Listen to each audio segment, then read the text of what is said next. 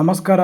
ನಾನು ನಿಮ್ಮ ಡಾಕ್ಟರ್ ಲೋಕೇಶ್ ರಾಠೋಡ್. ಇವತ್ತೊಂದು ಹೊಸ ಸಂಚಿಕೆ ನಿಮಗಾಗಿ ಅಂತಾರಾಷ್ಟ್ರೀಯ ಅರ್ಥಶಾಸ್ತ್ರದಲ್ಲಿ 4ನೇ ಸೆಮಿಸ್ಟರ್ಗೆ ಸಂಬಂಧಪಟ್ಟ ಹಾಗೆ ಇವತ್ತಿನ ಕ್ಲಾಸ್ನಲ್ಲಿ ಅಂತಾರಾಷ್ಟ್ರೀಯ ವ್ಯಾಪಾರದ ಮಹತ್ವ, importance of international trade. So ನನ್ನ ಚಾನಲನ್ನು ಇಲ್ಲಿವರೆಗೂ ಸಬ್ಸ್ಕ್ರೈಬ್ ಮಾಡಿಲ್ಲ ಎಂದಾದಲ್ಲಿ ಡಾಕ್ಟರ್ ಲೋಕೇಶ್ ರಾಠೋಡ್ ಅಮರ್ತ್ಯ ಸೇನ್ ಅಧ್ಯಯನ ವೇದಿಕೆ ಚಾನಲನ್ನು ಸಬ್ಸ್ಕ್ರೈಬ್ ಮಾಡಿ, ಶೇರ್ ಮಾಡಿ. ಹಾಗಾದರೆ ಇವತ್ತಿನ ಕ್ಲಾಸ್ನಲ್ಲಿ ಅಂತಾರಾಷ್ಟ್ರೀಯ ವ್ಯಾಪಾರವು ಎರಡು ಅಥವಾ ಹೆಚ್ಚಿನ ದೇಶಗಳ ನಡುವೆ ಸರಕು ಮತ್ತು ಸೇವೆಗಳ ಆಮದು ಮತ್ತು ರಫ್ತುಗಳ ವಿನಿಮಯವಾಗಿದೆ ಅನ್ನೋದನ್ನು ನಾವು ಗಮನಿಸಬೇಕಾಗತ್ತೆ. ನೋಡಿ, ಇಲ್ಲಿ ಅಂತಾರಾಷ್ಟ್ರೀಯ ವ್ಯಾಪಾರ ಅಂದ್ರೇನು? ಪ್ರಪಂಚದ ಬೇರೆ ಬೇರೆ ರಾಷ್ಟ್ರಗಳ ಮಧ್ಯೆ ನಡೆಯುವ ಒಂದು ವ್ಯಾಪಾರವನ್ನು ನಾವು ಅಂತಾರಾಷ್ಟ್ರೀಯ ವ್ಯಾಪಾರ ಅಂತ ಕರೀಬಹುದು, ಅಥವಾ ಸಾರ್ವಭೌಮತ್ವವನ್ನು ಪಡೆದುಕೊಂಡಿರ್ತಕ್ಕಂತಹ ರಾಷ್ಟ್ರಗಳ ಮಧ್ಯೆ ನಡೆಯುವ ವ್ಯಾಪಾರವನ್ನು ನಾವು ಅಂತಾರಾಷ್ಟ್ರೀಯ ವ್ಯಾಪಾರ ಎಂದು ಕರೀಬಹುದು. ಸೊ ಹಾಗಾಗಿ ಇಂದು ಜಾಗತಿಕ ಆರ್ಥಿಕತೆಯ ಬೆನ್ನೆಲುಬಾಗಿದೆ ಅಂತಾರಾಷ್ಟ್ರೀಯ ವ್ಯಾಪಾರ. ರಾಷ್ಟ್ರಗಳಿಗೆ ವಿದೇಶಿ ವಿನಿಮಯ ಗಳಿಸಲು, ಸಂಪನ್ಮೂಲಗಳ ಕೊರತೆಯನ್ನು ನೀಗಿಸಲು ಮತ್ತು ಮಾರುಕಟ್ಟೆ ವಿಸ್ತರಣೆಗೆ ಅವಕಾಶವನ್ನು ಕಲ್ಪಿಸಿಕೊಡುತ್ತದೆ. ಅಂತಾರಾಷ್ಟ್ರೀಯ ವ್ಯಾಪಾರ ನಿರತ ದೇಶಗಳಿಗೆ ಸಹಸ್ರಾರು ಅನುಕೂಲತೆಗಳನ್ನು ದೊರಕಿಸಿಕೊಡುತ್ತದೆ. ಹಾಗಾದರೆ ಯಾವೆಲ್ಲ ಮಹತ್ವ ಪಡೆದುಕೊಂಡಿದೆ ಅನ್ನೋದನ್ನು ಈ ಕೆಳಗಿನಂತೆ ನೋಡಬಹುದು. ಅಗತ್ಯ ಸರಕುಗಳ ಆಮದು, ಇಂಪೋರ್ಟ್ ಆಫ್ ಎಸೆನ್ಷಿಯಲ್ ಕಮೋಡಿಟೀಸ್. ಸಂಪನ್ಮೂಲಗಳ ಹಂಚಿಕೆಯಲ್ಲಿ ವಿವಿಧ ದೇಶಗಳ ನಡುವೆ ಅಸಮಾನತೆ ಇದೆ. ಈ ಕಾರಣದಿಂದಾಗಿ ಯಾವುದೇ ದೇಶ ತನಗೆ ಬೇಕಾದ ಎಲ್ಲ ಸಾಮಗ್ರಿಗಳನ್ನು ತಾನೇ ಉತ್ಪಾದಿಸಿಕೊಳ್ಳುವುದು ಸಾಧ್ಯವಿಲ್ಲ. ಈಗ ಉದಾಹರಣೆಗೆ ಭಾರತ ತನಗೆ ಬೇಕಾದಂಥ ಕಚ್ಚಾ ತೈಲವನ್ನು ತಾನೇ ಉತ್ಪಾದನೆ ಮಾಡಲಿಕ್ಕೆ ಸಾಧ್ಯ ಇಲ್ಲ. ಸೊ ಆಗ ಏನು ಮಾಡಬೇಕಾಗತ್ತೆ? ಬೇರೆ ರಾಷ್ಟ್ರಗಳಿಂದ ಆ ವಸ್ತುವನ್ನು ತರಿಸ್ಕೊಳ್ಬೇಕಾಗತ್ತೆ. ಸೊ ಸಂಪನ್ಮೂಲಗಳ ಹಂಚಿಕೆಯಲ್ಲಿ ವಿವಿಧ ದೇಶಗಳ ನಡುವೆ ಅಸಮಾನತೆ ಇದೆ. ಈ ಕಾರಣದಿಂದ ಯಾವುದೇ ದೇಶ ತನಗೆ ಬೇಕಾದ ಎಲ್ಲ ಸಾಮಗ್ರಿಗಳನ್ನು ತಾನೇ ಉತ್ಪಾದಿಸಿಕೊಳ್ಳುವುದು ಸಾಧ್ಯವಿಲ್ಲ. ಅಂತಾರಾಷ್ಟ್ರೀಯ ವ್ಯಾಪಾರದಲ್ಲಿ ತೊಡಗಿರುವುದರಿಂದ ಒಂದು ದೇಶ ತನಗೆ ಅಗತ್ಯವಾಗಿ ಬೇಕಿರುವ ಸರಕುಗಳನ್ನು ಆಮದು ಮಾಡಿಕೊಳ್ಳಬಹುದಾಗಿದೆ. ಅಷ್ಟೇ ಅಲ್ಲದೆ ಉತ್ತಮ ಗುಣಮಟ್ಟದ ಸರಕುಗಳನ್ನು ಅತ್ಯಂತ ಕಡಿಮೆ ಬೆಲೆಯಲ್ಲಿ ಕೊಂಡುಕೊಳ್ಳಬಹುದು. ತಾನು ಉತ್ಪಾದಿಸಿದ ಎಲ್ಲ ಸರಕು ತಾನು ಕೊರತೆಯಿಂದ ಕೂಡ ಸರಕುಗಳನ್ನು ಆಮದು ಮಾಡಿಕೊಳ್ಬೋದು. ಎರಡನೇ ಅಂಶ, ಕೈಗಾರಿಕೀಕರಣ, ಇಂಡಸ್ಟ್ರಿಯಲೈಸೇಷನ್. ಅಂತಾರಾಷ್ಟ್ರೀಯ ವ್ಯಾಪಾರವು ಬೃಹತ್ ಕೈಗಾರಿಕೀಕರಣಕ್ಕೆ ಕಾರಣವಾಗುತ್ತದೆ. ಮುಖ್ಯವಾಗಿ ಹಿಂದುಳಿದ ದೇಶಗಳು ಕೈಗಾರಿಕಾಭಿವೃದ್ಧಿ ಸಾಧಿಸಲು ವ್ಯಾಪಾರ ನೆರವಾಗುತ್ತೆ. ಹಿಂದುಳಿದ ರಾಷ್ಟ್ರಗಳು ಬಂಡವಾಳ ಕೊರತೆಯನ್ನು ಅನುಭವಿಸುತ್ತಿವೆ. ಇಲ್ಲಿ ತಂತ್ರಜ್ಞಾನದ ಅಭಾವವಿದೆ. ಸಂಘಟನಾ ಚತುರತೆ, ಶ್ರಮದ ದಕ್ಷತೆ ಮತ್ತು ತಂತ್ರಜ್ಞಾನ ಬಹುವೇ ಹಿಂದುಳಿದಿವೆ. ಆದ್ದರಿಂದ ಹಿಂದುಳಿದ ದೇಶಗಳು ಅಂತಾರಾಷ್ಟ್ರೀಯ ವ್ಯಾಪಾರದಲ್ಲಿ ತೊಡಗುವುದರಿಂದ ತಮ್ಮ ಆರ್ಥಿಕ ಅಭಿವೃದ್ಧಿಗೆ ಅಗತ್ಯವಾದ ಯಂತ್ರೋಪಕರಣಗಳು, ವಿವಿಧ ಬಂಡವಾಳ ಸರಕುಗಳು, ಸಂಘಟನಾ ನಿಪುಣತೆ, ತಂತ್ರಜ್ಞಾನ ಮುಂತಾದವನ್ನು ಸುಲಭವಾಗಿ ಪಡೆದು ಕೈಗಾರಿಕೀಕರಣವನ್ನು ಸಾಧಿಸಬಹುದು ಎಂದು ಹೇಳಬಹುದು. ಅಂದರೆ ಕೈಗಾರಿಕೀಕರಣ ಅಂದರೆ ಕೈಗಾರಿಕೆಗಳ ಬೆಳವಣಿಗೆ, ಅವುಗಳ ಸ್ಥಾಪನೆಗೆ ಸಂಬಂಧಪಟ್ಟದನ್ನು ನಾವು ಕೈಗಾರಿಕೀಕರಣ ಅಂತ ಕರಿತೀವಿ. ಹಾಗಾಗಿ ಅಂತಾರಾಷ್ಟ್ರೀಯ ವ್ಯಾಪಾರ ಬೃಹತ್ ಕೈಗಾರಿಕೀಕರಣಕ್ಕೆ ಕಾರಣವಾಗಿರುತ್ತೆ. ಇದು ಅದರ ಮಹತ್ವದ ಅಂಶವಾಗಿರುತ್ತೆ. ಅದೇ ರೀತಿ ಮೂರನೇ ಅಂಶ, ವೈಶಿಷ್ಟ್ಯದ ಲಾಭಗಳು, ಬೆನಿಫಿಟ್ ಆಫ್ ಸ್ಪೆಷಲೈಸೇಷನ್ಸ್. ಅಂತಾರಾಷ್ಟ್ರೀಯ ವ್ಯಾಪಾರದಲ್ಲಿ ವಿವಿಧ ದೇಶಗಳು ತೊಡಗಿದಾಗ ಅಂತಾರಾಷ್ಟ್ರೀಯ ಶ್ರಮ ವಿಭಜನೆ ಮತ್ತು ವೈಶಿಷ್ಟ್ಯ ಸಾಧ್ಯವಾಗುತ್ತದೆ. ಇದರಿಂದಾಗಿ ಉತ್ಪಾದನಾ ಸಾಮರ್ಥ್ಯ ಹೆಚ್ಚುವುದಲ್ಲದೆ ಸಂಪನ್ಮೂಲಗಳ ದಕ್ಷ ಉಪಯೋಗ ಸಾಧ್ಯವಾಗುತ್ತದೆ. ಸರಕುಗಳ ಉತ್ಪಾದನಾ ವೆಚ್ಚ ತಗ್ಗುತ್ತದೆ ಮತ್ತು ಉತ್ಪಾದನೆ ಹೆಚ್ಚುತ್ತದೆ. ಸಮಯದ ಉಳಿತಾಯ ಸಾಧ್ಯವಾಗುವುದರ ಜೊತೆಗೆ ಹೊಸ ಸಂಶೋಧನೆ ಮತ್ತು ಆವಿಷ್ಕಾರಗಳಿಗೆ ಉತ್ತೇಜನ ಸಿಗುತ್ತದೆ ಅನ್ನೋದನ್ನು ಇಲ್ಲಿ ನಾವು ಗಮನಿಸಬೇಕಾಗತ್ತೆ. ಹಾಗಾಗಿ ಅಂತಾರಾಷ್ಟ್ರೀಯ ವ್ಯಾಪಾರದಿಂದ ನಾವು ವೈಶಿಷ್ಟ್ಯವಾದ ಲಾಭವನ್ನು ಪಡ್ಕೊಳ್ಳಿಕ್ಕೆ ಸಾಧ್ಯವಾಗ್ತದೆ. ಹಾಗಾಗಿ ಅಂತಾರಾಷ್ಟ್ರೀಯ ವ್ಯಾಪಾರ ವಿವಿಧ ದೇಶದಲ್ಲಿ ಶ್ರಮ ವಿಭಜನೆ ವಿಶಿಷ್ಟ ಸಾಧಿಸಲಿಕ್ಕೆ ಸಾಧ್ಯವಾಗ್ತದೆ.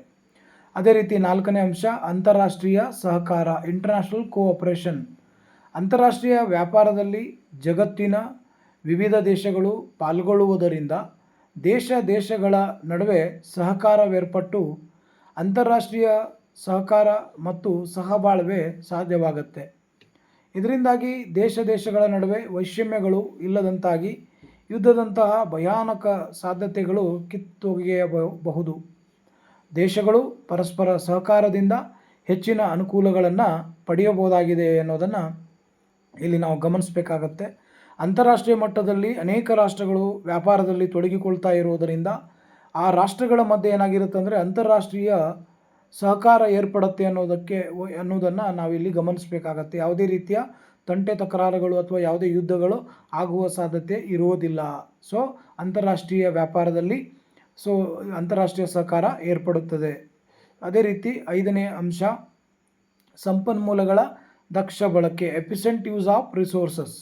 ಅಂತಾರಾಷ್ಟ್ರೀಯ ವ್ಯಾಪಾರದಲ್ಲಿ ತೊಡಗಿರುವ ವಿವಿಧ ದೇಶಗಳಲ್ಲಿ ಲಭ್ಯವಿರುವ ಸಂಪನ್ಮೂಲಗಳನ್ನು ಹೆಚ್ಚು ದಕ್ಷವಾಗಿ ಪೂರ್ಣ ಪ್ರಮಾಣದಲ್ಲಿ ಬಳಸಿಕೊಳ್ಳಬಹುದು. ಇದರಿಂದಾಗಿ ಸಂಪನ್ಮೂಲಗಳ ಮಿತವ್ಯಯ ಮತ್ತು ಗರಿಷ್ಠ ಉತ್ಪಾದನೆ ಸಾಧ್ಯವಾಗುತ್ತದೆ. ವ್ಯಾಪಾರ ನಿರತ ದೇಶ ತನಗೆ ಮತ್ತು ಇತರ ದೇಶಗಳಿಗೆ ಸರಕುಗಳನ್ನು ಉತ್ಪಾದಿಸಬೇಕಾಗಿರುವುದರಿಂದ ಉತ್ಪಾದನೆ ಹೆಚ್ಚುತ್ತದೆ ಎನ್ನುವುದನ್ನು ನಾವು ಗಮನಿಸಬೇಕಾಗ್ತದೆ. ಹಾಗಾಗಿ ಸಂಪನ್ಮೂಲಗಳ ದಕ್ಷ ಬಳಕೆ ಅಂತಾರಾಷ್ಟ್ರೀಯ ವ್ಯಾಪಾರದಿಂದ ಆಗತ್ತೆ ಅನ್ನೋದನ್ನು ಇಲ್ಲಿ ಗಮನಿಸಬೇಕಾಗತ್ತೆ. ಹಾಗಾಗಿ ಅಂತಾರಾಷ್ಟ್ರೀಯ ವ್ಯಾಪಾರದಲ್ಲಿ ನಿರತರಾಗಿರ್ತಕ್ಕಂತಹ ಅನೇಕ ರಾಷ್ಟ್ರಗಳು ಏನು ಮಾಡ್ತಾವೆ ಅಂದರೆ ಸಂಪನ್ಮೂಲಗಳನ್ನು ದಕ್ಷವಾಗಿ ಬಳಕೆ ಮಾಡಿಕೊಂಡು ಉತ್ತಮ ಗುಣಮಟ್ಟದ ಸರಕುಗಳನ್ನು ಉತ್ಪಾದನೆ ಮಾಡಲಿಕ್ಕೆ ಮುಂದಾಗ್ತಾ ಇದ್ದಾವೆ. ಇದು ಒಂದು ಮಹತ್ವ ಅಂತ ಹೇಳಬಹುದು. ಅದೇ ರೀತಿ 6ನೇ ಅಂಶ ಮಾರುಕಟ್ಟೆಯ ವಿಸ್ತರಣೆ. ಅಂತಾರಾಷ್ಟ್ರೀಯ ವ್ಯಾಪಾರದಿಂದಾಗಿ ದೇಶವೊಂದರ ಸರಕಿನ ಲಭ್ಯವಿರುವ ಮಾರುಕಟ್ಟೆ ಏನಾಗುತ್ತೆ ಅಂದರೆ ವಿಸ್ತರಣೆ ಆಗ್ತದೆ. ಇದರಿಂದಾಗಿ ಶ್ರಮ ವಿಭಜನೆ ಸಾಧ್ಯವಾಗಿ ಅಂತಾರಾಷ್ಟ್ರೀಯ ವೈಶಿಷ್ಟ್ಯದ ಲಾಭಗಳನ್ನು ಪಡೆಯಬಹುದಾಗಿದೆ. ಮಾರುಕಟ್ಟೆಯ ವಿಸ್ತರಣೆಯಿಂದಾಗಿ ಉತ್ಪಾದನೆ ಹೆಚ್ಚುವುದಲ್ಲದೆ ಉದ್ಯೋಗ ಮತ್ತು ವರಮಾನ ಕೂಡ ವೃದ್ಧಿಯಾಗುತ್ತದೆ. ಅಂತಾರಾಷ್ಟ್ರೀಯ ವ್ಯಾಪಾರದಿಂದ ಇನ್ನೂ ಅನೇಕ ಸೌಲಭ್ಯಗಳನ್ನು ಪಡೆದುಕೊಳ್ಳೋಕ್ಕೆ ಸಹಾಯಕವಾಗ್ತದೆ. ಹಾಗಾಗಿ ಮಾರುಕಟ್ಟೆ ವಿಸ್ತರಣೆ ಮಾಡಲಿಕ್ಕೆ ಅಂತಾರಾಷ್ಟ್ರೀಯ ವ್ಯಾಪಾರ ಸಹಾಯಕವಾಗುತ್ತೆ. ಇದು ಒಂದು ಮಹತ್ವದ ಅಂಶ ಅಂಥೇಳಿ ಹೇಳ್ಬೋದು ಅಂತಾರಾಷ್ಟ್ರೀಯ ವ್ಯಾಪಾರದಲ್ಲಿ. ಅಂತಾರಾಷ್ಟ್ರೀಯ ವ್ಯಾಪಾರ ಹೀಗೆ ಅನೇಕ ಮಹತ್ವದ ಅಂಶಗಳನ್ನು ಒಳಗೊಂಡಿದೆ ಅನ್ನೋದನ್ನು ಇಲ್ಲಿ ನಾವು ಗಮನಿಸಬೇಕಾಗ್ತದೆ. ಅದೇ ರೀತಿ ಇನ್ನು ಹಲವಾರು ರೀತಿಯ ಮಹತ್ವದ ಅಂಶಗಳನ್ನು ನಾವು ಇಲ್ಲಿ ತಿಳಿದುಕೊಳ್ಳಬೇಕಾಗ್ತದೆ. ಎಲ್ಲ ಅಂಶಗಳು ಬಹಳಷ್ಟು ಪ್ರಾಮುಖ್ಯತೆ ಪಡೆದುಕೊಂಡಿವೆ ಅಂತಾರಾಷ್ಟ್ರೀಯ ವ್ಯಾಪಾರದ ಮಹತ್ವದಲ್ಲಿ. ಅದೇ ರೀತಿ 7ನೇ ಅಂಶ ಬಂಡವಾಳದ ಚಲನೆ, ಕ್ಯಾಪಿಟಲ್ ಮೂವ್ಮೆಂಟ್. ಅಂತಾರಾಷ್ಟ್ರೀಯ ವ್ಯಾಪಾರದಿಂದ ಆಗುವ ಅತಿ ಮಹತ್ವದ ಅನುಕೂಲವೆಂದರೆ ದೇಶಗಳ ನಡುವೆ ಬಂಡವಾಳ ಮತ್ತು ಶ್ರಮದ ಚಲನೆಯಾಗಿದೆ. ಬಂಡವಾಳ ಕೊರತೆಯನ್ನು ಅನುಭವಿಸುತ್ತಿರುವ ಹಿಂದುಳಿದ ದೇಶಗಳಿಗೆ ಮುಂದುವರಿದ ದೇಶಗಳಿಂದ ಬಂಡವಾಳ ಹರಿದು ಬರಲು ಪ್ರಾರಂಭವಾಗುತ್ತದೆ. ಇದರಿಂದಾಗಿ ಈ ದೇಶಗಳಲ್ಲಿ ಕೈಗಾರಿಕಾ ಅಭಿವೃದ್ಧಿಯಾಗುವುದು ಹಾಗೂ ದೇಶದಲ್ಲಿ ಆದಾಯ ಮತ್ತು ಉದ್ಯೋಗಾವಕಾಶಗಳು ವೃದ್ಧಿಯಾಗುತ್ತವೆ ಅನ್ನೋದನ್ನು ಇಲ್ಲಿ ನಾವು ಗಮನಿಸಬಹುದು. ಹಾಗಾಗಿ ಇಲ್ಲಿ ಬಂಡವಾಳದ ಚಲನೆಗೆ ಅವಕಾಶ ದೊರೆಯುತ್ತೆ ಅನ್ನೋದನ್ನು ಗಮನಿಸಬೇಕಾಗತ್ತೆ. ಅಂತಾರಾಷ್ಟ್ರೀಯ ವ್ಯಾಪಾರದಿಂದ ಇದು ಒಂದು ಅನುಕೂಲ ಆಗತ್ತೆ, ಬಂಡವಾಳದ ಚಲನೆ ಆಗತ್ತೆ ಅನ್ನೋದನ್ನು ಗಮನಿಸಬೇಕಾಗತ್ತೆ. ಬಂಡವಾಳ ಕೊರತೆಯನ್ನು ಅನುಭವಿಸುತ್ತಿರುವ ಹಿಂದುಳಿದ ದೇಶಗಳಿಗೆ ಮುಂದುವರಿದ ದೇಶಗಳಿಂದ ಬಂಡವಾಳ ಹರಿದು ಬರಲು ಪ್ರಾರಂಭವಾಗುತ್ತೆ. ಅಂತಾರಾಷ್ಟ್ರೀಯ ವ್ಯಾಪಾರದಲ್ಲಿ ಅನೇಕ ರಾಷ್ಟ್ರಗಳು ವ್ಯಾಪಾರದಲ್ಲಿ ಆಗುವುದರಿಂದ ಈ ರೀತಿಯ ಅನುಕೂಲಗಳು ಲಭ್ಯವಾಗುತ್ತವೆ ಅನ್ನೋದನ್ನು ಇಲ್ಲಿ ನಾವು ಗಮನಿಸಬೇಕಾಗ್ತದೆ. ಅದೇ ರೀತಿ 8ನೇ ಅಂಶ ಸರಕುಗಳ ಬೆಲೆಯಲ್ಲಿ ಸಮಾನತೆ, ಈಕ್ವಲೈಸೇಷನ್ ಆಫ್ ಕಮೋಡಿಟಿ ಪ್ರೈಸಸ್. ಸಂಪನ್ಮೂಲಗಳು ಬೇರೆ ಬೇರೆ ದೇಶಗಳಲ್ಲಿ ಬೇರೆ ಬೇರೆ ಪ್ರಮಾಣದಲ್ಲಿ ಲಭ್ಯವಿರುತ್ತವೆ. ಆದ್ದರಿಂದ ಸರಕುಗಳ ಬೆಲೆಗಳಲ್ಲಿ ವ್ಯತ್ಯಾಸಗಳು ಕಂಡುಬರುತ್ತವೆ. ಅಂತಾರಾಷ್ಟ್ರೀಯ ವ್ಯಾಪಾರದಲ್ಲಿ ವಿವಿಧ ದೇಶಗಳು ತೊಡಗುವುದರಿಂದ ಸಂಪನ್ಮೂಲಗಳನ್ನು ವಿವಿಧ ದೇಶಗಳ ನಡುವೆ ಸಮಾನವಾಗಿ ಹಂಚುವ ಪರೋಕ್ಷ ಅವಕಾಶ ಲಭ್ಯವಾಗುತ್ತೆ. ಇದರಿಂದಾಗಿ ವಿಶ್ವಮಟ್ಟದಲ್ಲಿ ಸರಕುಗಳ ಬೆಲೆಯಲ್ಲಿ ಸಮಾನತೆ ಸಾಧಿಸುವುದು ಸಾಧ್ಯವಾಗುತ್ತೆ. ಆದ್ದರಿಂದ ಇದು ಕೂಡ ಅಂತಾರಾಷ್ಟ್ರೀಯ ವ್ಯಾಪಾರದ ಒಂದು ಮಹತ್ವದ ಅಂಶ ಅಂತೇಳಿ ಹೇಳಬಹುದು. ಅಂತಾರಾಷ್ಟ್ರೀಯ ವ್ಯಾಪಾರ ಅಂತಕ್ಕಂಥದ್ದು ಸಾರ್ವಭೌಮತ್ವ ಪಡೆದುಕೊಂಡಿರ್ತಕ್ಕಂತಹ ಅನೇಕ ರಾಷ್ಟ್ರಗಳ ಮಧ್ಯೆ ಏನು ಮಾಡುತ್ತಂದರೆ ಸರಕು ಮತ್ತು ಸೇವೆಗಳ ವಿನಿಮಯ ಕಾರ್ಯ ನಡೀತಾ ಇರುತ್ತೆ ಅನ್ನೋದನ್ನು ನಾವಿಲ್ಲಿ ಗಮನಿಸಬೇಕಾಗ್ತದೆ. ಅದೇ ರೀತಿ 9ನೇ ಅಂಶ ತಂತ್ರಜ್ಞಾನದ ವರ್ಗಾವಣೆ, ಟ್ರಾನ್ಸ್ಫರ್ ಆಫ್ ಟೆಕ್ನಾಲಜಿ. ಅಂತಾರಾಷ್ಟ್ರೀಯ ವ್ಯಾಪಾರವು ವಿವಿಧ ದೇಶಗಳ ನಡುವೆ ತಂತ್ರಜ್ಞಾನದ ವರ್ಗಾವಣೆಗೆ ಅವಕಾಶ ಮಾಡಿಕೊಡುತ್ತದೆ. ಹಿಂದುಳಿದ ದೇಶಗಳು ತಂತ್ರಜ್ಞಾನದ ಕೊರತೆಯನ್ನು ಅನುಭವಿಸುತ್ತಿವೆ. ಈ ದೇಶಗಳಲ್ಲಿ ಉದ್ಯಮಶೀಲತೆ, ಮೇಧಾಶಕ್ತಿ ಮತ್ತು ತರಬೇತಿಯ ಕೊರತೆ ಇದೆ. ಅಂತಾರಾಷ್ಟ್ರೀಯ ವ್ಯಾಪಾರವು ಈ ಎಲ್ಲ ಕೊರತೆಗಳನ್ನು ನೀಗಿ ಹಿಂದುಳಿದ ದೇಶಗಳ ಅಭಿವೃದ್ಧಿಗೆ ನೆರವಾಗುತ್ತದೆ. ಬಡ ರಾಷ್ಟ್ರಗಳು ಆಧುನಿಕ ತಂತ್ರಜ್ಞಾನವನ್ನು ಅಳವಡಿಸಿಕೊಂಡು ಗರಿಷ್ಠ ಉತ್ಪಾದನೆ ಮಾಡಲು ತುಂಬ ಅನುಕೂಲವಾಗುತ್ತೆ ಅನ್ನೋದನ್ನು ಇಲ್ಲಿ ನಾವು ಗಮನಿಸಬೇಕಾಗ್ತದೆ. ಹಾಗಾಗಿ ಅಂತಾರಾಷ್ಟ್ರೀಯ ವ್ಯಾಪಾರದಿಂದಾಗಿ ತಂತ್ರಜ್ಞಾನದ ವರ್ಗಾವಣೆ ಆಗ್ತದೆ. ಇದು ಕೂಡ ಒಂದು ಅಂತಾರಾಷ್ಟ್ರೀಯ ವ್ಯಾಪಾರದ ಮಹತ್ವದ ಅಂಶ ಅಂತ ಹೇಳಬಹುದು. ಹಾಗಾಗಿ ಅಂತಾರಾಷ್ಟ್ರೀಯ ವ್ಯಾಪಾರ ವಿವಿಧ ದೇಶಗಳ ನಡುವೆ ತಂತ್ರಜ್ಞಾನದ ವರ್ಗಾವಣೆಗೆ ಅವಕಾಶ ಮಾಡಿಕೊಡುತ್ತೆ. ಅದೇ ರೀತಿ 10ನೇ ಅಂಶ ಗರಿಷ್ಠ ಉತ್ಪಾದನೆ, ಮ್ಯಾಕ್ಸಿಮಮ್ ಪ್ರೊಡಕ್ಷನ್. ಅಂತಾರಾಷ್ಟ್ರೀಯ ವ್ಯಾಪಾರವು ಗರಿಷ್ಠ ಉತ್ಪಾದನೆ ಸಾಧಿಸಲು ಅವಕಾಶ ಮಾಡಿಕೊಡುತ್ತೆ. ಅಂದರೆ ಹೆಚ್ಚು ಪ್ರಮಾಣದಲ್ಲಿ ಸರಕುಗಳನ್ನು ನಾವು ಇಲ್ಲಿ ಉತ್ಪಾದನೆ ಮಾಡಬಹುದು. ಅದು ಅಂತಾರಾಷ್ಟ್ರೀಯ ವ್ಯಾಪಾರ ಇಲ್ಲಿ ಅವಕಾಶ ಕಲ್ಪಿಸಿಕೊಡುತ್ತೆ. ಸೊ ಅದೇ ರೀತಿ ವಿವಿಧ ದೇಶಗಳಲ್ಲಿ ಲಭ್ಯವಿರುವ ಸಂಪನ್ಮೂಲಗಳು ದಕ್ಷವಾಗಿ ಬಳಸಲ್ಪಡುವುದರಿಂದ ವಿಶ್ವದ ಉತ್ಪಾದನೆ ಹೆಚ್ಚುತ್ತದೆ. ವಿಶ್ವದ ಜನರ ಜೀವನ ಮಟ್ಟದಲ್ಲಿ ಸುಧಾರಣೆ ಇದರಿಂದ ಸಾಧ್ಯವಾಗುತ್ತೆ.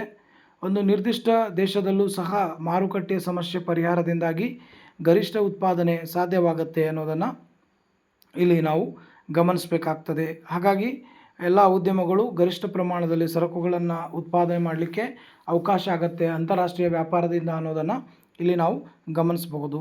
ಅದೇ ರೀತಿಯಾಗಿ ಮುಂದುವರೆದ ಭಾಗ 11ನೇ ಅಂಶ ಬೆಲೆಗಳ ಇಳಿತ, ಡಿಕ್ರೀಸ್ ಇನ್ ಪ್ರೈಸಸ್. ವಿದೇಶಗಳಿಂದ ಸರಕುಗಳ ಆಮದಿನಿಂದಾಗಿ ಮಾರುಕಟ್ಟೆಯಲ್ಲಿ ಯಥೇಚ್ಛ ಪ್ರಮಾಣದಲ್ಲಿ ಸರಕುಗಳು ಲಭ್ಯವಾಗುತ್ತವೆ. ಸರಕುಗಳ ಮಿತಿಮೀರಿದ ಲಭ್ಯತೆಯಿಂದಾಗಿ ಬೆಲೆಗಳು ಕುಸಿಯುತ್ತವೆ. ಅಂದರೆ ಒಂದು ಮಾರ್ಕೆಟಲ್ಲಿ ಸ್ಟಾಕ್ ಅಂದರೆ ಪೂರೈಕೆ ಹೆಚ್ಚು ಪ್ರಮಾಣದಲ್ಲಿ ಇತ್ತಂದರೆ ಅದರ ಬೆಲೆಗಳೇನಾಗ್ತದೆ ಅಂದರೆ ಕುಸಿದ್ಬಿಡುತ್ತೆ. ಅಲ್ಲದೆ ವಿದೇಶಿ ಸರಕುಗಳನ್ನೇ ಪರಿಣಾಮಕಾರಿಯಾಗಿ ಸ್ಪರ್ಧಿಸಲು ಸಾಧ್ಯವಾಗುವಂತೆ ಸ್ವದೇಶಿ ಮಾರುಕಟ್ಟೆಯಲ್ಲಿ ಮಾರುವವರು ಸರಕುಗಳ ಬೆಲೆಗಳನ್ನು ಇಳಿಸುವುದು ಅನಿವಾರ್ಯವಾಗುತ್ತದೆ. ಬೆಲೆಗಳ ಇಳಿತವು ಅನುಭೋಗ ಮಟ್ಟದ ಏರಿಕೆಗೆ ನೆರವಾಗುತ್ತೆ ಅನ್ನೋದನ್ನು ನಾವು ಗಮನಿಸಬೇಕಾಗತ್ತೆ. ಯಾವಾಗ ಬೆಲೆಗಳು ಕಡಿಮೆ ಆಗ್ತದೆ ಅಂಥ ಸಂದರ್ಭದಲ್ಲಿ ಅನುಭೋಗಿಗಳು ಹೆಚ್ಚು ಸರಕುಗಳನ್ನು ಕಡಿಮೆ ಬೆಲೆಗಳಲ್ಲಿ ಖರೀದಿ ಮಾಡಿಕೊಂಡು ತಮ್ಮ ಅನುಭೋಗವನ್ನು ಹೆಚ್ಚಿಸ್ಕೊಳ್ಳಿಕ್ಕೆ ಸಾಧ್ಯ ಆಗತ್ತೆ ಅನ್ನೋದನ್ನು ಗಮನಿಸಬೇಕಾಗ್ತದೆ. ಅದೇ ರೀತಿ 12ನೇ ಅಂಶ ಅಂತಾರಾಷ್ಟ್ರೀಯ ಹಣಕಾಸು ಪದ್ಧತಿಯ ಬೆಳವಣಿಗೆ, growth of international financial system. So ಆಮದುಗಳಿಗೆ ಅಂತಾರಾಷ್ಟ್ರೀಯ ವ್ಯಾಪಾರದಲ್ಲಿ ನಿರತವಾದ ದೇಶಗಳು ಆಮದುಗಳಿಗೆ ಹಣವನ್ನು ಪಾವತಿಸಬೇಕಾಗುತ್ತದೆ ಮತ್ತು ತಮ್ಮ ರಫ್ತುಗಳಿಗೆ ವಿದೇಶಗಳಿಂದ ಹಣವನ್ನು ಸ್ವೀಕರಿಸುತ್ತವೆ. ಒಂದು ದೇಶದ ಹಣವನ್ನು ಇನ್ನೊಂದು ದೇಶದ ಹಣಕ್ಕೆ ಪರಿವರ್ತಿಸುವ ಅವಶ್ಯಕತೆ ಇಲ್ಲಿ ಉದ್ಭವಿಸುತ್ತದೆ. ಉದಾಹರಣೆಗೆ, ಭಾರತವು ಅಮೆರಿಕಾದಿಂದ ಸರಕುಗಳನ್ನು ಆಮದು ಮಾಡಿಕೊಂಡರೆ ಭಾರತದ ರೂಪಾಯಿಯನ್ನು ಅಮೆರಿಕ ಡಾಲರ್ಗೆ ಪರಿವರ್ತಿಸಿ ಆಮದು ಸರಕುಗಳ ಬೆಲೆಯನ್ನು ಸಂದಾಯ ಮಾಡಬೇಕಾಗಿರುತ್ತದೆ. ಆದ್ದರಿಂದ ಅಂತಾರಾಷ್ಟ್ರೀಯ ಹಣಕಾಸು ಪದ್ಧತಿಯಲ್ಲಿ ಬೆಳವಣಿಗೆ ಆಗಲಿಕ್ಕೆ ಅಂತಾರಾಷ್ಟ್ರೀಯ ವ್ಯಾಪಾರ ಸಹಕಾರಿಯಾಗಿದೆ ಅನ್ನೋದನ್ನು ಇಲ್ಲಿ ನಾವು ಗಮನಿಸಬೇಕಾಗ್ತದೆ. ಸೊ ಹಾಗಾಗಿ ಅಂತಾರಾಷ್ಟ್ರೀಯ ವ್ಯಾಪಾರ ಅನೇಕ ಮಹತ್ವದ ಅಂಶಗಳನ್ನು ಒಳಗೊಂಡಿದೆ. ಅದೇ ರೀತಿಯಾಗಿ 13ನೇ ಅಂಶ ರಾಷ್ಟ್ರಗಳ ಆರ್ಥಿಕ ಹಿತಾಸಕ್ತಿಗಳ ರಕ್ಷಣೆ, protection of economic interest of Nations. So ಅಂತಾರಾಷ್ಟ್ರೀಯ ವ್ಯಾಪಾರವು ರಾಷ್ಟ್ರಗಳ ಆರ್ಥಿಕ ಹಿತಾಸಕ್ತಿಗಳ ರಕ್ಷಣೆಗೆ ಕೊಡುಗೆ ಸಲ್ಲಿಸುತ್ತದೆ. ದೇಶದ ಬಾಹ್ಯ ಅಕ್ರಮಗಳಿಗೆ ಒಳಗಾದ ಸಂದರ್ಭದಲ್ಲಿ ಯುದ್ಧ ಸಾಮಗ್ರಿಗಳು, ತಂತ್ರಕೌಶಲ್ಯದ ಸರಕುಗಳು ಮತ್ತು ಅಣ್ವಸ್ತ್ರಗಳನ್ನು ವಿದೇಶದಿಂದ ಪಡೆದುಕೊಳ್ಳಲು ಅಂತಾರಾಷ್ಟ್ರೀಯ ವ್ಯಾಪಾರದಿಂದ ಸಾಧ್ಯತೆ ದೊರೆಯುತ್ತದೆ. ಅಲ್ಲದೆ ಯಾವುದೊಂದು ದೇಶವು ತನ್ನಲ್ಲಿ ಹೆಚ್ಚುವರಿಯಾಗಿರುವ ಸರಕುಗಳನ್ನು ಬೇರೆ ದೇಶಗಳಿಗೆ ರಫ್ತು ಮಾಡಬಹುದಾಗಿರುತ್ತೆ. ಆ ಉತ್ಪಾದನಾ ಬಾಹುಳ್ಯದಿಂದಾಗಿ ಬೆಲೆಗಳ ಕುಸಿತ, ಬೇಡಿಕೆಯ ಹಿಂಜರಿತ, ದೀರ್ಘಕಾಲೀನ ಆರ್ಥಿಕ ಮುಗ್ಗಟ್ಟು ಮೊದಲಾದ ಆರ್ಥಿಕ ಸಮಸ್ಯೆಗಳನ್ನು ಈ ಮೂಲಕ ಬಗೆಹರಿಸಬಹುದು ಅನ್ನೋದನ್ನು ಇಲ್ಲಿ ನಾವು ಗಮನಿಸಬಹುದು. ಹಾಗಾಗಿ ರಾಷ್ಟ್ರಗಳ ಆರ್ಥಿಕ ಹಿತಾಸಕ್ತಿಗಳಿಗೆ ರಕ್ಷಣೆಯನ್ನು ಒದಗಿಸುತ್ತೆ ಅಂತಾರಾಷ್ಟ್ರೀಯ ವ್ಯಾಪಾರ ಅನ್ನೋದನ್ನು ಇಲ್ಲಿ ನಾವು ಗಮನಿಸಬೇಕಾಗ್ತದೆ. ಇದು ಕೂಡ ಅಂತಾರಾಷ್ಟ್ರೀಯ ವ್ಯಾಪಾರದ ಒಂದು ಪ್ರಮುಖ ಅಂಶವಾಗಿರುತ್ತದೆ ಅನ್ನೋದನ್ನು ಗಮನಿಸಬೇಕಾಗ್ತದೆ. ಸೊ ಇದನ್ನು ಕೂಡ ಪರೀಕ್ಷೆಯಲ್ಲಿ ಬರೀಬಹುದು. ಅದೇ ರೀತಿ ಸಾರಿಗೆ ಮತ್ತು ಸಂವಹನಗಳ ಅಭಿವೃದ್ಧಿ, ಇದು ಕೂಡ ಅಂತಾರಾಷ್ಟ್ರೀಯ ವ್ಯಾಪಾರದ ಒಂದು ಮಹತ್ವವಾಗಿದೆ. ವ್ಯಾಪಾರದ ಮಹತ್ವ ಅಥವಾ ಪ್ರಯೋಜನ ಅಂದರೂ ಒಂದೇ, ಪ್ರಾಮುಖ್ಯತೆ ಅಂದರೂ ಒಂದೇ. ಸಾರಿಗೆ ಮತ್ತು ಸಂವಹನ ವ್ಯವಸ್ಥೆಗಳ ವಿಶ್ವಾಸಾರ್ಹ ಮತ್ತು ಪರಿಣಾಮಕಾರಿಯಾಗಿದ್ದರೆ ಮಾತ್ರ ಅಂತಾರಾಷ್ಟ್ರೀಯ ವ್ಯಾಪಾರವು ಬೆಳೆಯಲು ಸಾಧ್ಯ. ಇಲ್ಲದಿದ್ದರೆ ಅದು ವಹಿವಾಟಿನ ಕಾರ್ಯಸಾಧ್ಯತೆಯನ್ನು ಅಪಾಯಕ್ಕೆ ಸಿಲುಕಿಸುವ ಅಡಚಣೆಗಳನ್ನು ಸೃಷ್ಟಿಸುತ್ತದೆ. ಸೊ ಅಂತಾರಾಷ್ಟ್ರೀಯ ವ್ಯಾಪಾರವು ಆಗಾಗ್ಗೆ ರಾಷ್ಟ್ರಗಳು ತಮ್ಮ ಸಾರಿಗೆ ಮತ್ತು ಸಂವಹನವನ್ನು ಬಲಪಡಿಸಲು ಮತ್ತು ಸರಕು ಮತ್ತು ಸೇವೆಗಳ ನಿರಂತರ ವಿನಿಮಯವನ್ನು ಉತ್ತೇಜಿಸಲು ಇತರ ದೇಶಗಳೊಂದಿಗೆ ಪ್ರೇರಕವಾಗಿ ಕಾರ್ಯನಿರ್ವಹಿಸುತ್ತಿವೆ ಅನ್ನೋದನ್ನು ಗಮನಿಸಬೇಕಾಗತ್ತೆ. ಸೊ ಅದೇ ರೀತಿ 15ನೇ ಅಂಶ ಏಕಸ್ವಾಮ್ಯ ನಿಯಂತ್ರಣ, ಕಂಟ್ರೋಲ್ ಆಫ್ ಮೊನೊಪೊಲೀಸ್. ಅಂತಾರಾಷ್ಟ್ರೀಯ ಮಟ್ಟದಲ್ಲಿ ಪೈಪೋಟಿ ಇಲ್ಲವಾದಾಗ ದೇಶೀಯವಾಗಿ ಏಕಸ್ವಾಮ್ಯ ಉದ್ಯಮಗಳ ಪ್ರಾಬಲ್ಯ ಹೆಚ್ಚಬಹುದು. ಆಗ ಕೃತಕ ಅಭಾವದಂತಹ ಸನ್ನಿವೇಶಗಳು ಹುಟ್ಟಿಕೊಳ್ಳಬಹುದು. ಅಧಿಕ ಬೆಲೆಯ ಮೂಲಕ ಅನುಭೋಗಿಗಳು ಶೋಷಣೆಗೆ ಒಳಗಾಗಬಹುದು. ಇಂತಹ ಸನ್ನಿವೇಶಗಳನ್ನು ಎದುರಿಸಲು ಅಂತಾರಾಷ್ಟ್ರೀಯ ವ್ಯಾಪಾರ ಸಹಕಾರಿಯಾಗಿರುತ್ತದೆ. ವಿದೇಶಿ ವ್ಯಾಪಾರದಲ್ಲಿ ಬೇರೆ ಬೇರೆ ದೇಶಗಳ ಸರಕುಗಳು ಅಂತಾರಾಷ್ಟ್ರೀಯವಾಗಿ ವಿನಿಮಯಿಸಲು ಪ್ರಯತ್ನಿಸಲಾಗುವುದರಿಂದ ಏಕಸ್ವಾಮ್ಯ ಉದ್ಯಮಗಳ ಪ್ರಾಬಲ್ಯ ಕುಗ್ಗುತ್ತದೆ ಅನ್ನೋದನ್ನು ನಾವು ಗಮನಿಸಬೇಕಾಗ್ತದೆ. ಹಾಗಾಗಿ ಇಲ್ಲಿ ಏಕಸ್ವಾಮ್ಯ ನಿಯಂತ್ರಣ ಮಾಡಲಿಕ್ಕೆ ಸಾಧ್ಯವಾಗ್ತದೆ. ಸೊ ಅಂತಾರಾಷ್ಟ್ರೀಯ ವ್ಯಾಪಾರದಿಂದಾಗಿ ಅನ್ನೋದನ್ನು ನಾವು ಗಮನಿಸಬೇಕಾಗ್ತದೆ. ಸೊ ಹಾಗಾಗಿ ಅಂತಾರಾಷ್ಟ್ರೀಯ ವ್ಯಾಪಾರದಲ್ಲಿ ನಿರತವಾಗಿರ್ತಂಥ ಎಲ್ಲ ರಾಷ್ಟ್ರಗಳಿಂದ ಇವೆಲ್ಲ ಅನುಕೂಲಗಳು ಲಭ್ಯವಾಗುತ್ತವೆ. ಸೊ ಹಾಗಾಗಿ ಅಂತಾರಾಷ್ಟ್ರೀಯ ವ್ಯಾಪಾರ ಅಂತಕ್ಕಂಥದ್ದು ಈ ಎಲ್ಲ ಪ್ರಾಮುಖ್ಯತೆಯನ್ನು ಪಡೆದುಕೊಂಡಿದೆ ಅನ್ನೋದನ್ನು ನಾವು ಗಮನಿಸಬೇಕಾಗ್ತದೆ. ಸೊ ಅದೇ ರೀತಿಯಾಗಿ ಅಂತಾರಾಷ್ಟ್ರೀಯ ವ್ಯಾಪಾರದ ಒಂದು ಒಟ್ಟಾರೆ ಅದರ ಉಪಸಂಹಾರವನ್ನು ನೋಡೋದಾದರೆ ಒಟ್ಟಾರೆಯಾಗಿ ಹೇಳೋದಾದರೆ ಅಂತಾರಾಷ್ಟ್ರೀಯ ವ್ಯಾಪಾರವು ಇಂದಿನ ಜಾಗತೀಕರಣ ಯುಗದಲ್ಲಿ ಯಾವುದೇ ದೇಶದ ಆರ್ಥಿಕತೆಯ ಬೆನ್ನೆಲುಬಾಗಿದೆ. ಪ್ರಪಂಚದ ಯಾವುದೇ ದೇಶವು ಸ್ವಾವಲಂಬಿಯಾಗಿರಲು ಸಾಧ್ಯವಿಲ್ಲ. ಪ್ರತಿಯೊಂದು ರಾಷ್ಟ್ರಕ್ಕೂ ಇತರರ ಸಹಕಾರ ಬೇಕೇ ಬೇಕು. ಇದು ದೇಶೀಯ ಮಾರುಕಟ್ಟೆಯ ಗಡಿಗಳನ್ನು ಮೀರಿ ಜನಜೀವನದ ಗುಣಮಟ್ಟವನ್ನು ಸುಧಾರಿಸಲು ಮತ್ತು ಜಾಗತಿಕ ಮಟ್ಟದಲ್ಲಿ ಆರ್ಥಿಕ ಸ್ಥಿರತೆಯನ್ನು ಕಾಯ್ದುಕೊಳ್ಳಲು ಅಂತಾರಾಷ್ಟ್ರೀಯ ವ್ಯಾಪಾರವು ಅತ್ಯಂತ ಪ್ರಮುಖ ಹಾಗೂ ಅನಿವಾರ್ಯ ಸಾಧನವಾಗಿರುತ್ತೆ ಅನ್ನೋದನ್ನು ಗಮನಿಸಬೇಕಾಗತ್ತೆ. ಅಂದರೆ ಅಂತಾರಾಷ್ಟ್ರೀಯ ಮಟ್ಟದಲ್ಲಿ ಅಂತಾರಾಷ್ಟ್ರೀಯ ರಾಷ್ಟ್ರಗಳ ಮಧ್ಯೆ, ಸಾರ್ವಭೌಮ ರಾಷ್ಟ್ರಗಳ ಮಧ್ಯೆ ಒಂದು ಸಹಕಾರ ಮನೋಭಾವನೆಯನ್ನು ಬೆಳೆಸ್ಕೊಳ್ಳಿಕ್ಕೆ ಮತ್ತು ಸೌಹಾರ್ದಯುತವಾಗಿ ಸರಕು ಮತ್ತು ಸೇವೆಗಳನ್ನು ವಿನಿಮಯ ಮಾಡಿಕೊಳ್ಳಿಕ್ಕೆ ಅವಕಾಶ ಸಿಗುವಂಥ ಒಂದು ವ್ಯವಸ್ಥೆ. ಹೀಗೆ ನಾನು ಮಾಡಿರ್ತಕ್ಕಂಥ ಕ್ಲಾಸ್ ನಿಮಗೆ ಇಷ್ಟವಾಗಿದ್ದರೆ ನನ್ನ ಚಾನಲ್ ಡಾಕ್ಟರ್ ಲೋಕೇಶ್ ರಾಠೋಡ್ ಅಮರ್ತ್ಯ ಸೇನ್ ಅಧ್ಯಯನ ವೇದಿಕೆ ಚಾನಲನ್ನು ಸಬ್ಸ್ಕ್ರೈಬ್ ಮಾಡಿ, ಶೇರ್ ಮಾಡಿ. ಇವತ್ತಿನ ಕ್ಲಾಸಲ್ಲಿ ಅಂತಾರಾಷ್ಟ್ರೀಯ ವ್ಯಾಪಾರದ ಮಹತ್ವ ಅಥವಾ ಅಂತಾರಾಷ್ಟ್ರೀಯ ಅರ್ಥಶಾಸ್ತ್ರದ ಮಹತ್ವ ಅಂದರೂ ಕೂಡ ಒಂದೇ. ಇದು ಪ್ರಶ್ನೆ ಬರಬಹುದು.